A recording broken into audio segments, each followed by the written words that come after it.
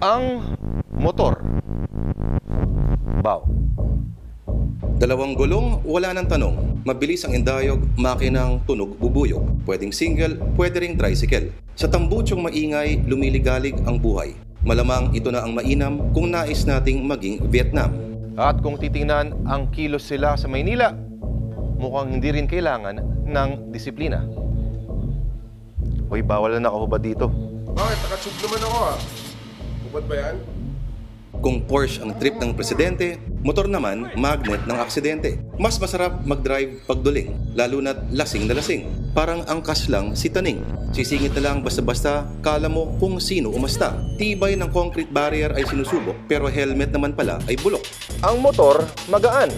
Kahit saan dalhin sa lansangan. Galing ng motor mo, Jun. Ano man ang kalye at pangalan, EDSA man o Eskolta, Tondo man o Loyola. Basta butas, pasok, parang makukulit na lamok. Nasusubukan ang tibay at katapangan. Tapang ng amoy mo, Jun. Sariling buhay ay nilalapastangan. Pati na rin ang buhay namin, lalo na ang mga riding in tandem. Pangalawa daw sa pinakamaraming aksidente sa kalye, sabi ng PNP. Kaya naman ang ospital at punerarya, maganda ang GNP. At kung estatistika ang pagbabatayan, mukhang paborito ng ating mga kababayan.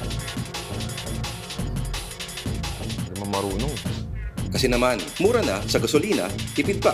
Sa NCR may get 300,000 daw ang numero at yan lang daw ang may rehistro. E paano pa kaya ang kolorum? Paano malalaman at ang mga driver na may bisyo?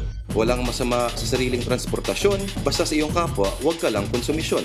Pero minsan, pag sa traffic, ako'y nagtitiis. Hindi ko mapigilang mainis. Sa motor na humaharabas na parang balasubas. Sa buhay man o kamatayan, minsan swerte, minsan malas.